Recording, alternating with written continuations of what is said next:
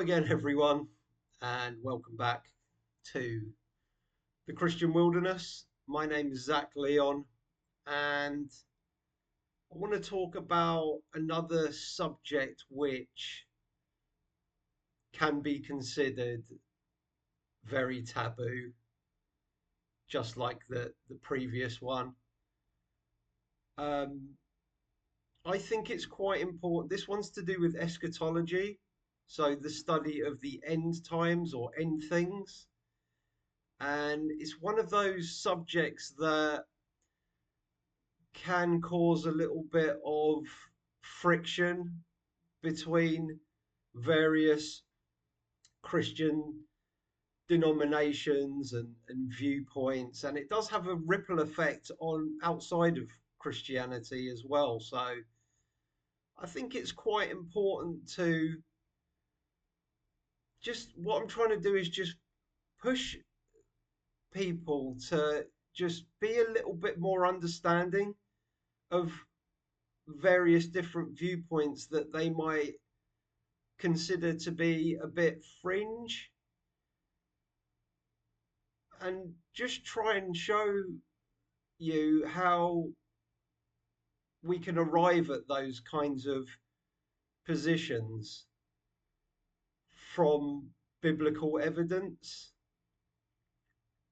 It's very important to understand opposing views, whether it be a very futurist view, like a lot of things prophesied in the Bible are going to happen future to us, and also preterist views,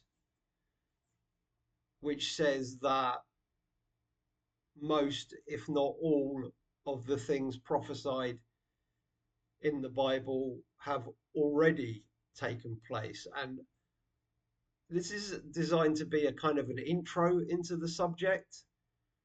So I'm going to focus on the second coming of Jesus and considering if this could have been a past event rather than something that's future to us. So I've already been thrown out of church um, before even bringing this up because of what I what I put forward in my last video. My last two videos. Firstly, I was bucking church authority, which most pastors, they wouldn't openly admit that they find that heretical or divisive, basically. But I think really they do. If they see someone who doesn't want to toe the line doctrinally on the position of the church that they're at, they feel that that is a threat, and they're already thinking in their mind about separation.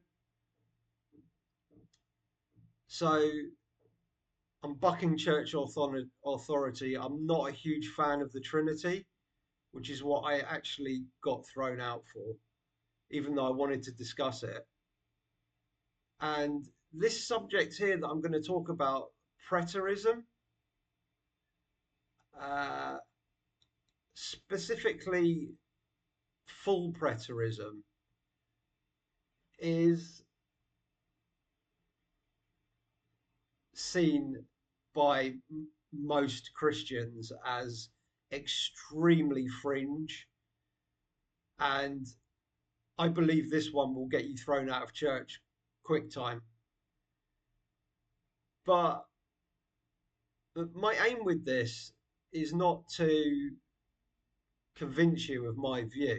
It's just for a little bit of understanding how others might hold this view, basically. And I just want to open up with this kind of, this one is like a foundational text for me in Hebrews 9. It says, "So Christ, having been offered once to bear the sins of many, will appear a second time, not to deal with sin, but to save those who are eagerly awaiting him." Now,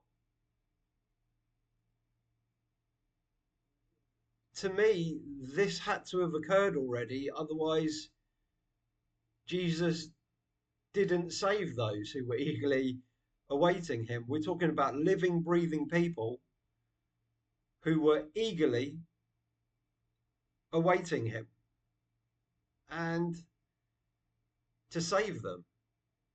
So the question is, do we still not have salvation today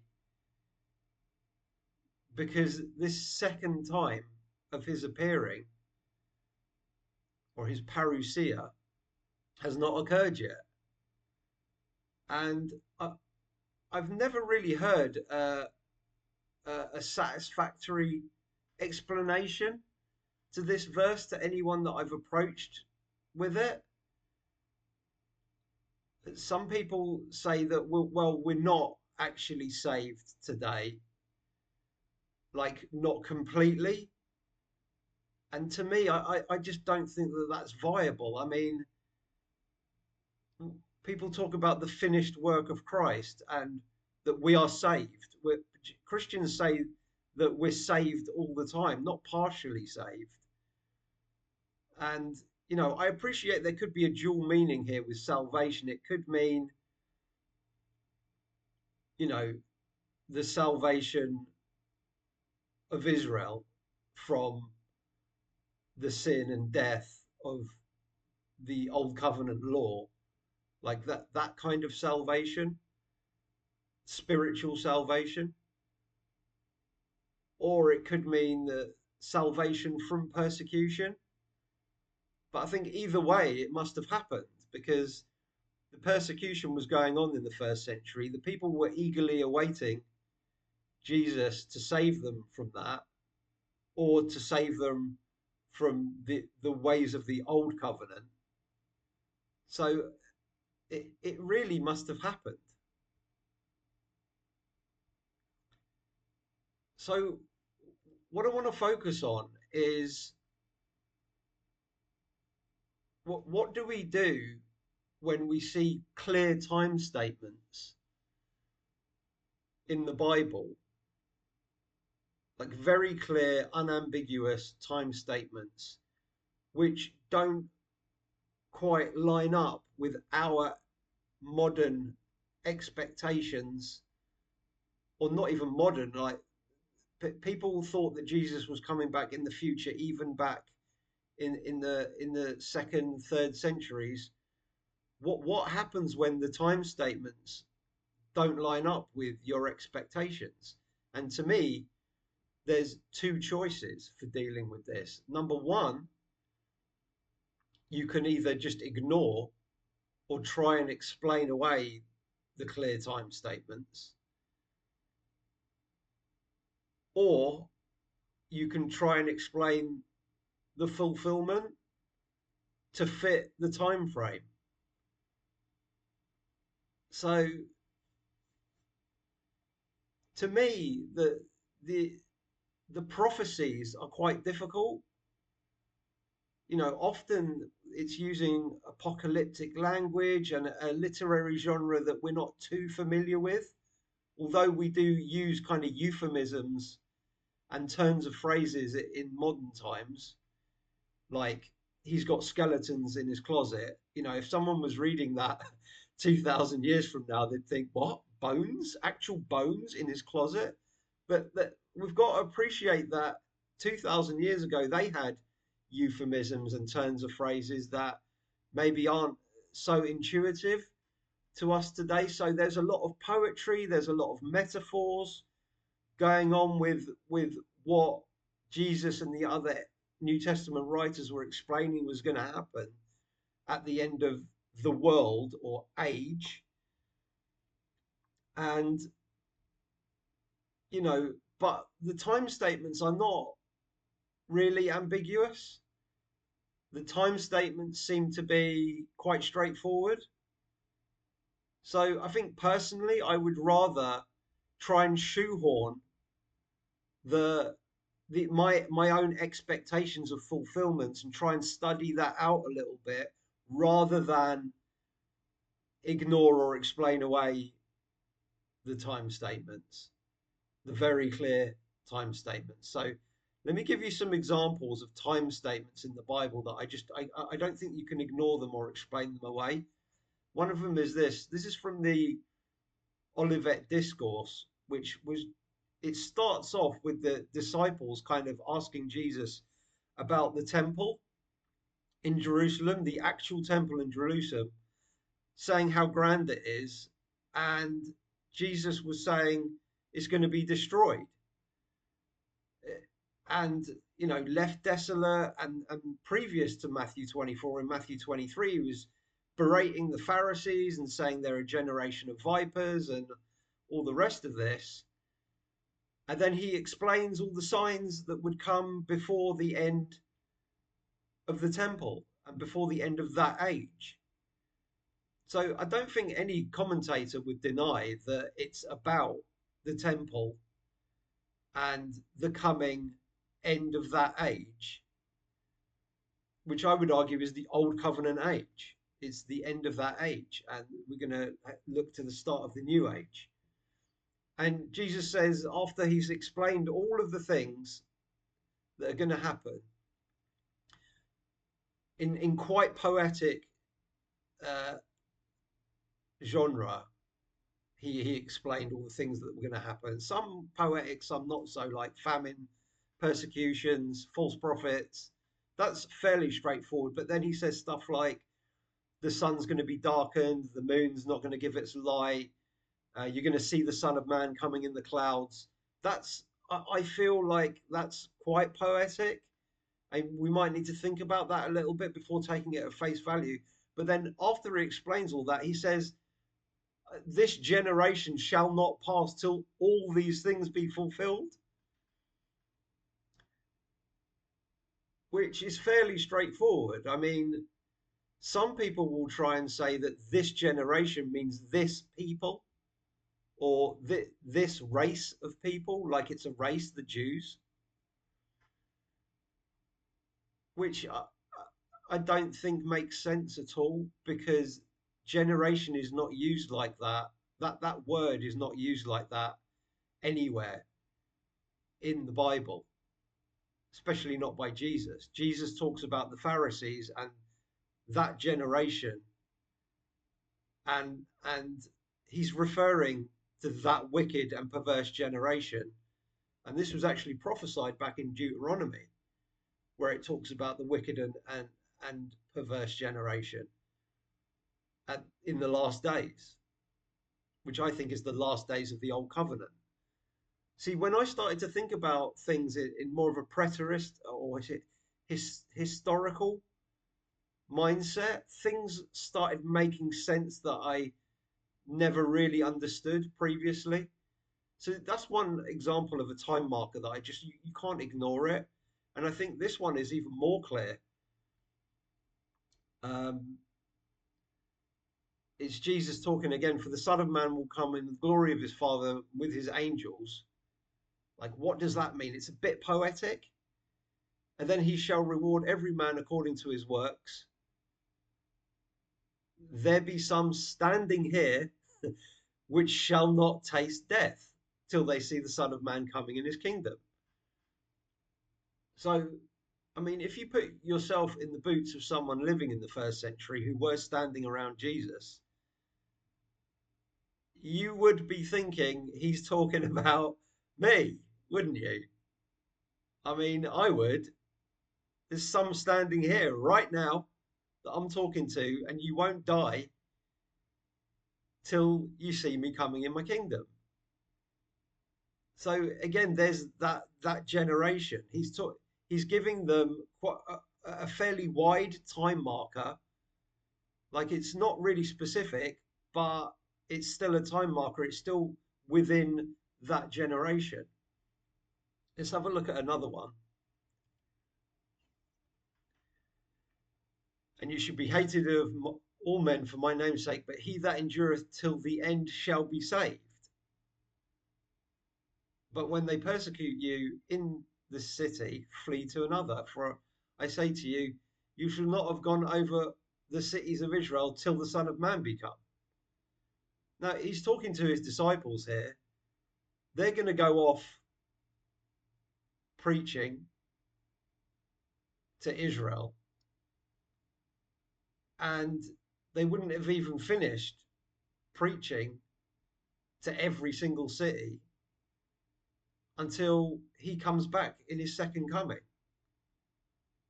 So, another very, very clear time marker there.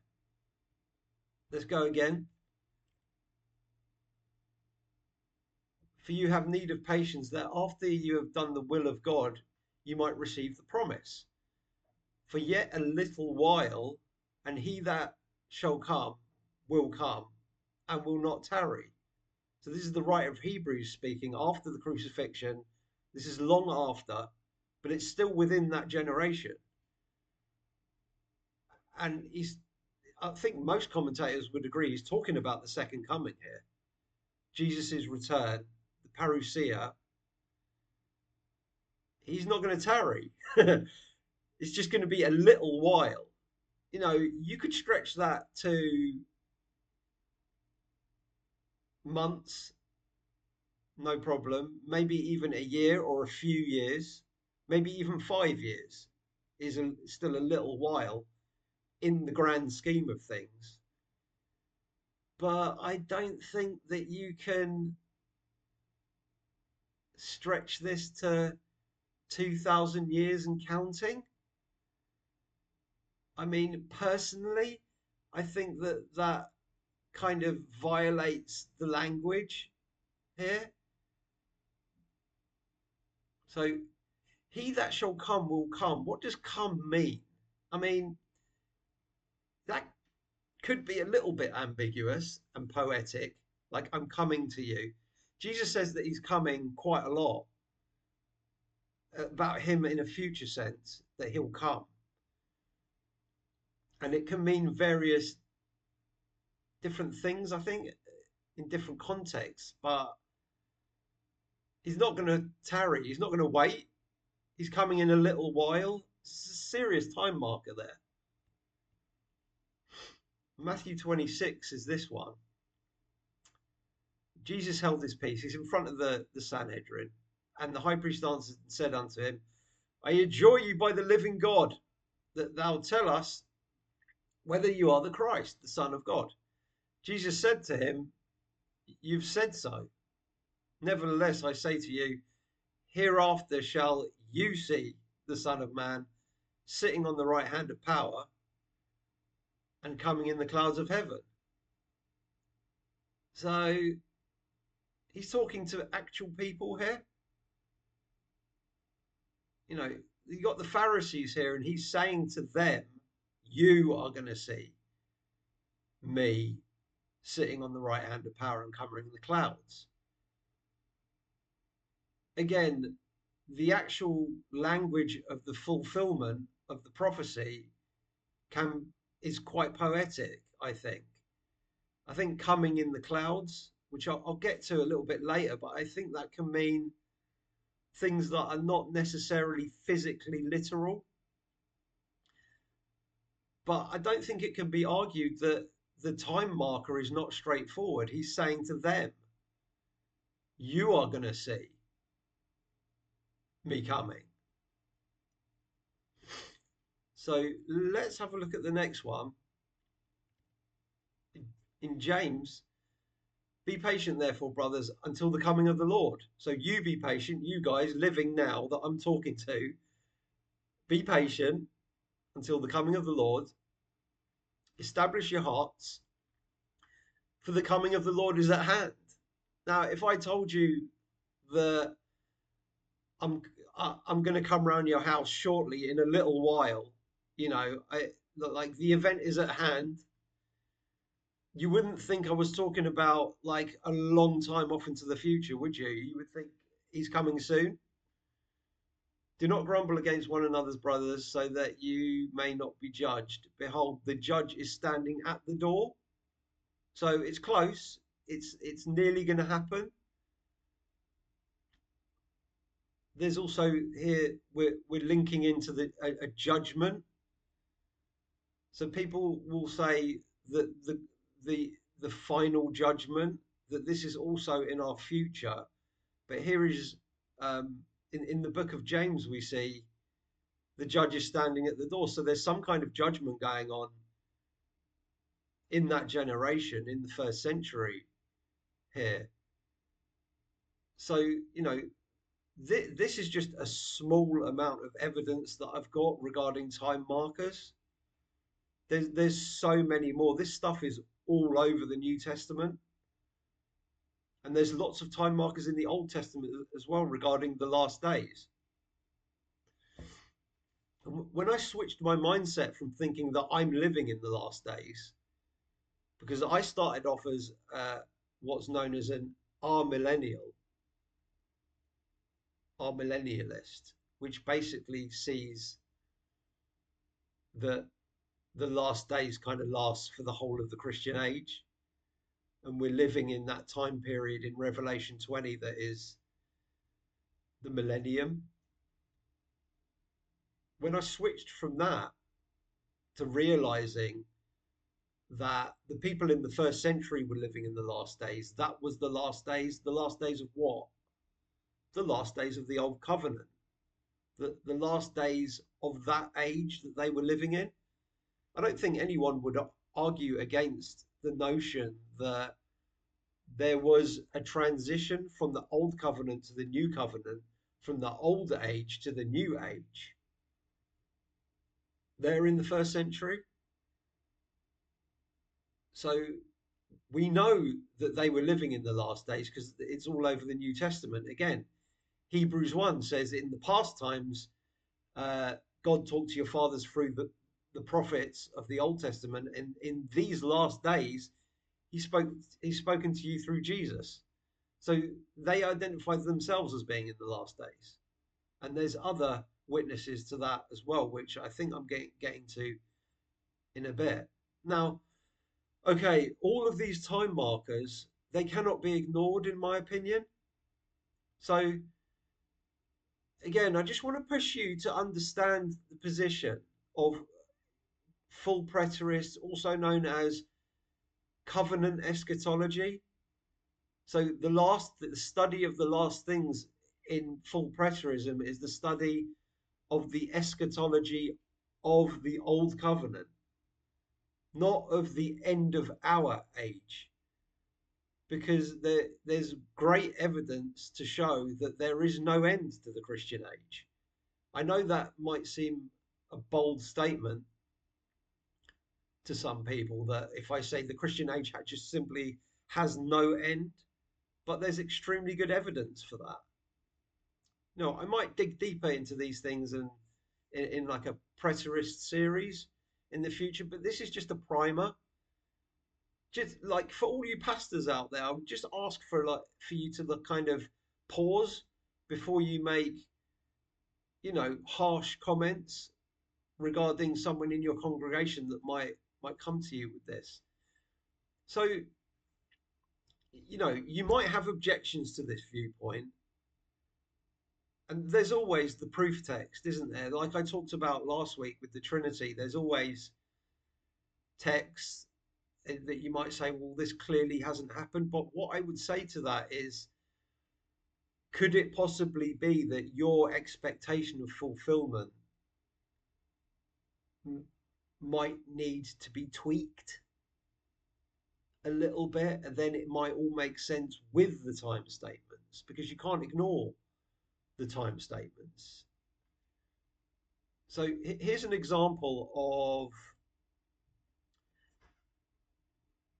the things that people often say to me when I put forward this view. They say, well, Matthew 24 says that the gospel of the kingdom shall be preached in all the world for a witness unto all nations, and then the end shall come.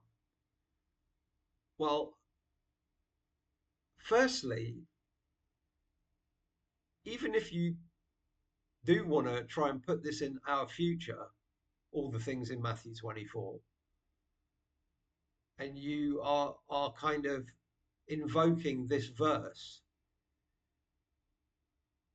hasn't the gospel gone out to all the nations? I mean, I'm in Vietnam. There's loads of churches here. I've been to China. There are Christians there. Like even in the like harshest Muslim countries, I don't think you can argue that the gospel hasn't gone there yet. But I want to just quickly explain the preterist view of this. The full preterist view is that Jesus was talking about his world, and Paul, the Apostle Paul, explains in probably a dozen places in the New Testament that this has been fulfilled. I'm not going to go through all of them, but the most obvious ones are Colossians 1 here. For the hope which is laid up for you in heaven, whereof ye heard before in the world of the truth of the gospel, which is come unto you as it is in all the world, and bringeth forth fruit. So he's saying the gospel's gone out to all the world there. It's been preached in all the world, which is exactly what Jesus said would have to happen before the end comes. You know, and again later on in that same chapter, he says, "If you continue in the faith, grounded and settled, and not moved away from the hope of the gospel, which you have heard, and which was preached to every creature which is under heaven, whereof I Paul am made a minister." So every creature under heaven had heard the gospel by Paul's time, and you know we've got to remember that we're talking about their world that they were living in, the known world. Okay, this doesn't have to mean the whole of the globe. So it doesn't need to mean, Japanese people, um, Aborigine Australian people, Aztecs, etc. This is the known world at the time. That word world does not mean the entire earth, basically, is the point that I want to make with this one. If you don't agree, no problem. Drop a comment. We can have a chat about it. Okay. I'm not going to dive too deep into this because I want to get through a few things. Another objection is, well, how can it, how can this have already happened that the sun was darkened and the moon should not give its light and the stars falling from heaven? We haven't seen that. And I agree, look, we haven't seen it. So, the argument would be, have people in the past seen it? You know, and in what sense? So, could the people of the first century have seen the sun being darkened and the moon not giving its light and the stars falling? Well,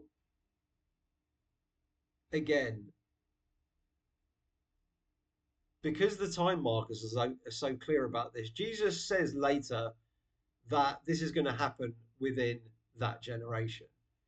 So, my default position has to be, well, because the time marker is so clear, I need to shoehorn this into the time window rather than think that this is physically literal and ignore the time statement or try and kind of, in my mind, violate the language. So sometimes we need to look at other examples where this kind of language is given, and I'm going to give you Isaiah 13 here, which is fulfilled.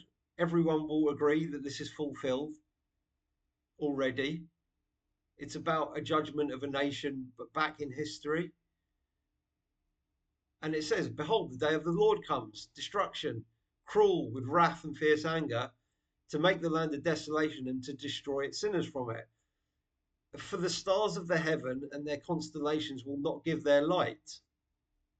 The sun will be dark at its rising, and the moon will not shed its light." So, did that actually happen in history? Well, apparently it did, but maybe it doesn't mean what we think it means. I don't think any commentator would argue that this had to have been physically literal. So it's a turn of speech, isn't it?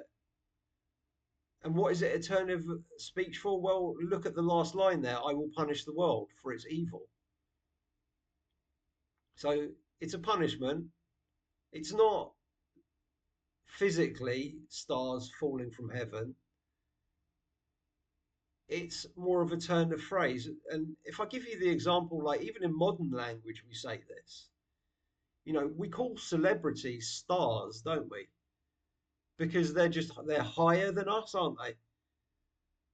And sometimes we might even say, well, his star's fallen, you know, or he, he's not shining as bright as he used to. We use these phrases even today. So why couldn't they use those phrases back in ancient history? We get most of our phrases from the Bible and from ancients. So I don't think this is much of a stretch to take this of things that we know are fulfilled. And we've got Zephaniah here, which no one would argue that this was not fulfilled. Okay, in the destruction of Nineveh and in the fall of Judah to Babylon. This is all fulfilled in ancient history. And it says it's going to be a day of darkness and gloom. This is the day of the Lord again. Wrath, distress, anguish, a day of ruin, devastation, desolation, a day of darkness. So it's always darkness, a day of clouds, thick darkness on the day of the wrath of the Lord. There's always fire involved, right? And the earth shall be consumed. The earth, is that the entire known world, maybe? The land? It doesn't have to mean the entire population of the whole earth. It's talking about a judgment on a certain people, a certain land. For a full and sudden end he will make of all the inhabitants of the land. I'm going to argue.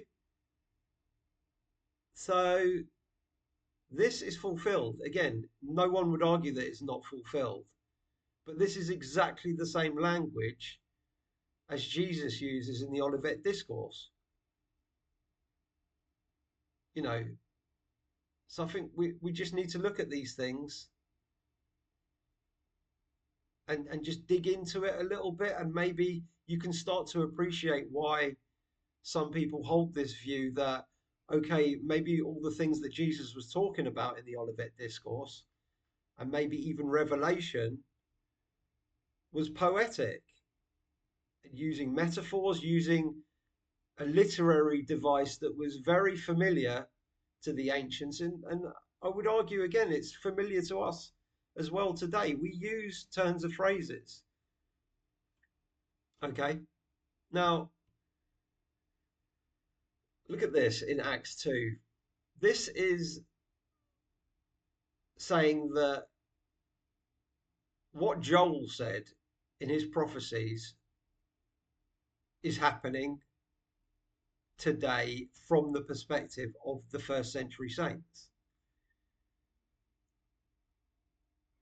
In the last days, but this is that which was uttered through the prophet Joel. I think this is Peter, who stood up in front of the people at Jerusalem at Pentecost and said, this is that which was spoken of by Joel. And what was spoken of by Joel, and in the last days. So Peter is saying, this is the last days. God declares that I will pour out my spirit on all flesh, which no one argues has not happened already. It started at Pentecost. Your sons and daughters will prophesy, which was going on. Young men shall see visions, which was going on in the first century. Old men shall dream dreams. Even on your male servants, female servants, in those days, I will pour out my spirit and they shall prophesy. Okay? And I will show wonders in the heavens.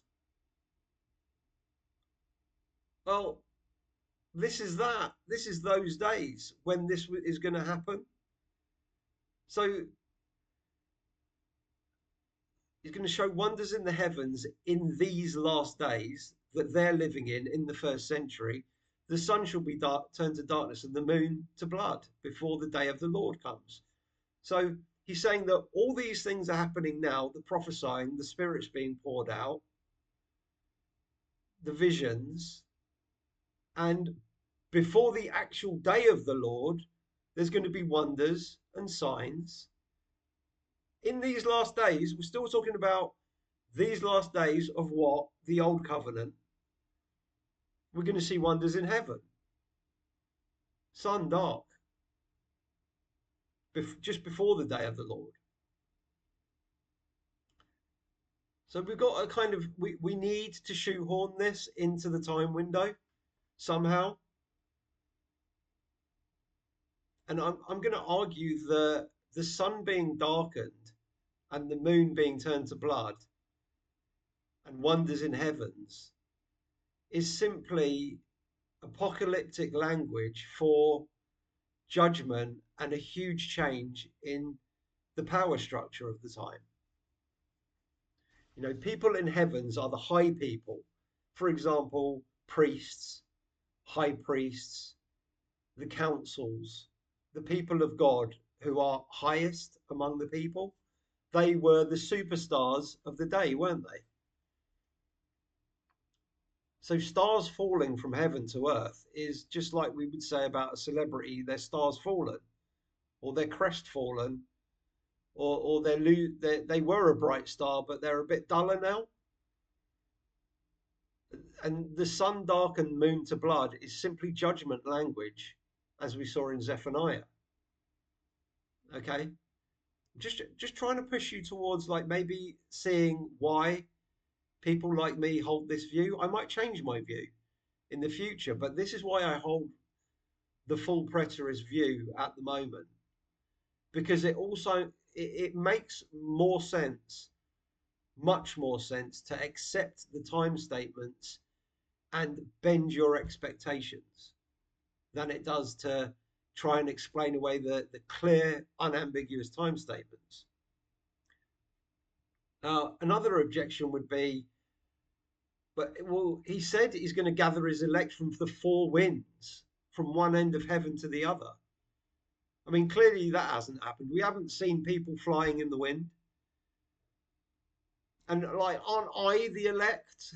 Also, I'm a Christian. I'm a follower of Jesus. He hasn't gathered me, so this hasn't happened, has it? Well, again, can we put this in the context of the first century? And I'm going to say again, Jesus said that all this would happen in that generation. So again, default point of view is this had to have happened in the first century. Let's see if it could have happened. So in John 11, we see, being high priest that year, he prophesied that Jesus would die for the nation, and not for the nation only, but also to gather into one the children of God who are scattered abroad. So we've got people scattered abroad.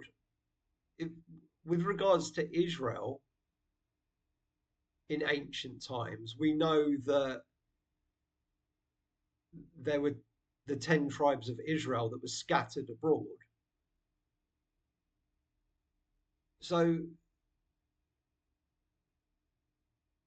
this isn't just about Judah, it's also about the scattering of those ancient tribes as well.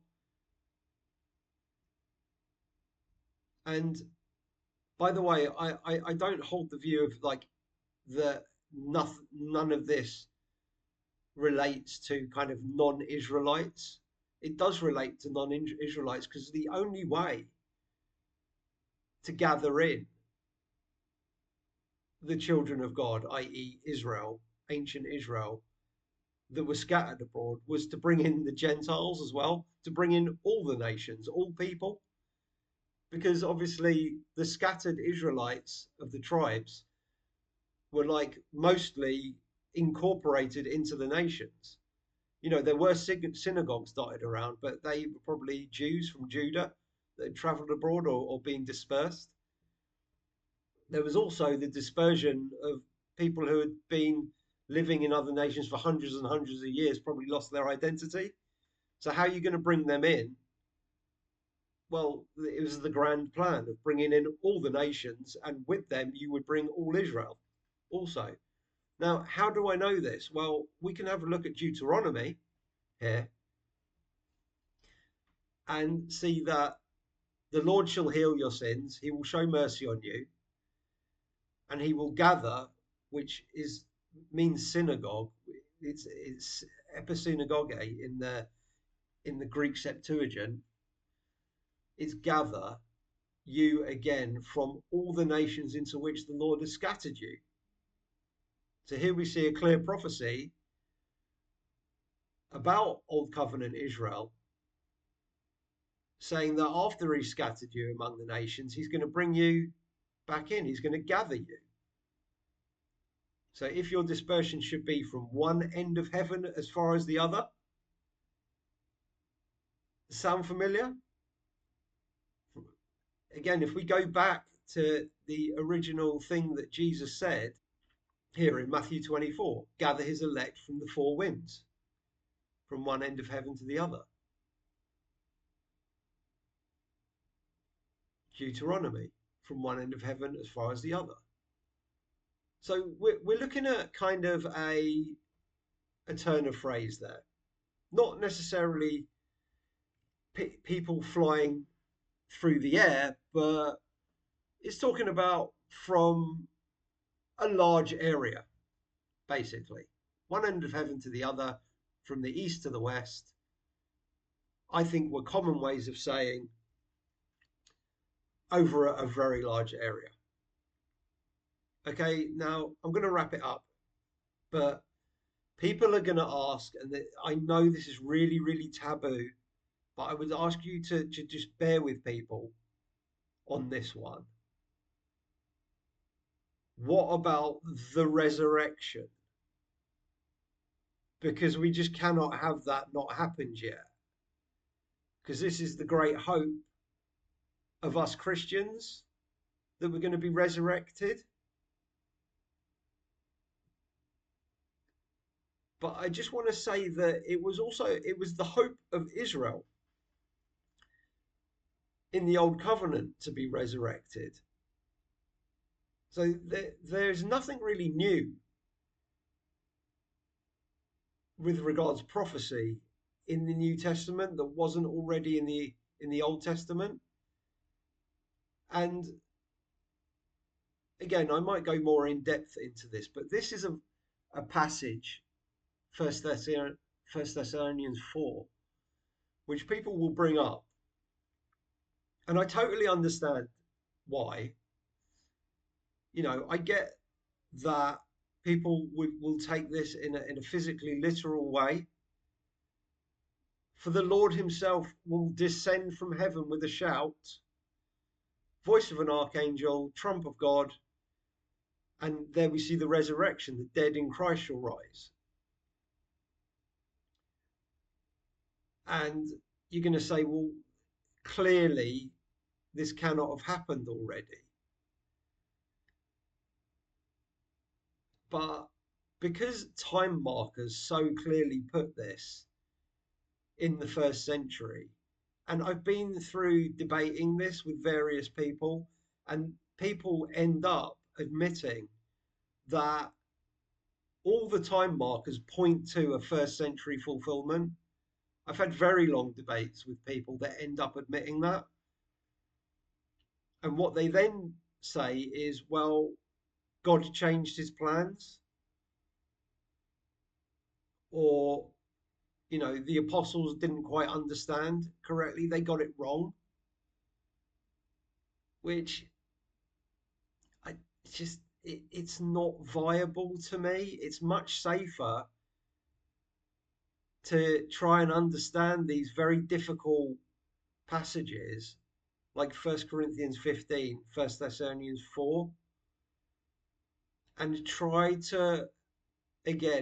and work out how this can possibly fit into the first century window, which would fit with the time markers. I want to make it fit with the time markers. So look at Psalms 18 here. This is David talking about things which were already fulfilled. He's talking about when he was saved from his enemies, specifically Saul.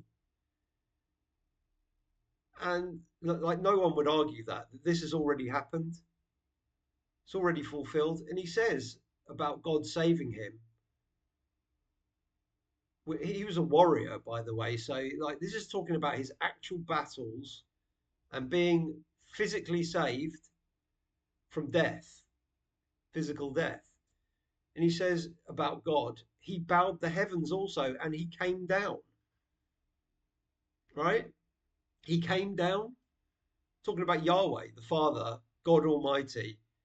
Now, no one would argue that God came down physically, would they? To help out David and that he was seen to have come down. It's a turn of phrase, isn't it? You know, I've got lots and lots of examples of where in the Old Testament God came and he was flying around. Like if we read further, and he rode upon a cherub, yeah, he did fly. Like God doesn't need to fly, actually fly, does he? God is spirit, he's everywhere. But this is explaining the events kind of in human terms that we can kind of, it's almost a caricature, it's a cartoon version. You know, when you see a cartoon in a newspaper, it's kind of it's God on a cloud flying with fire and wind and gloom and its darkness. He did fly upon the wings of the wind. Does God need actual wind to fly and to be somewhere? No. He made darkness his secret place. See darkness popping up all the time. Pavilion about him with dark waters, thick clouds. Again, clouds, judgment language. At the brightness that was before him, his thick clouds passed, hailstones, coals of fire. Were there really hailstones and coals of fire? Probably not, okay, unless there was catapults flinging hailstones, but it's metaphorically speaking of them coming from God, but it's the armies that are doing it. Okay, the Lord also thundered in the heavens, and the highest gave his voice. Look at 1 Thessalonians 4 again at the top. Descend from heavens, voice of the archangel, a big shout, right? A trump of God. It's going to be loud. It's talking about danger, judgment. It's judgment language. So this is the kind of thing I would like people to kind of consider and think about. Maybe if you're a pastor and you hear someone come at you with this view, if they're coming to you respectfully and peacefully and on friendly terms and want to talk about it, want to sit down, maybe study it out a little bit, if you could please bear with them and not kind of make a rush decision like, well, you're just disagreeing with a fundamental of the Christian faith and we just can't have that and you're out of here. Because that, I would say, is divisive. The person who doesn't quite agree with your eschatological view is not the one being divisive. They're just speaking honestly about what they think about the Bible. And the divisive one is the person who initiates, who actions the separation within the body of Christ, within the people of God. So that's all I'm asking for. I'm going to sign off for today. That's enough from me about this one. Again, I might dig deeper on it in future videos, but please, let's just bear with one another on these things. We don't need to throw around harsh words, and let's just kind of stick together in unity and in the spirit of God. The fruits. Let's display the fruits of the Spirit while discussing these things, and people can change positions a number of times. It doesn't mean you need to throw them out. Maybe you can convince them of your position, but let's stick together while we're doing it. All right? So that's it from me, and I'll see you in the next one. Thank you.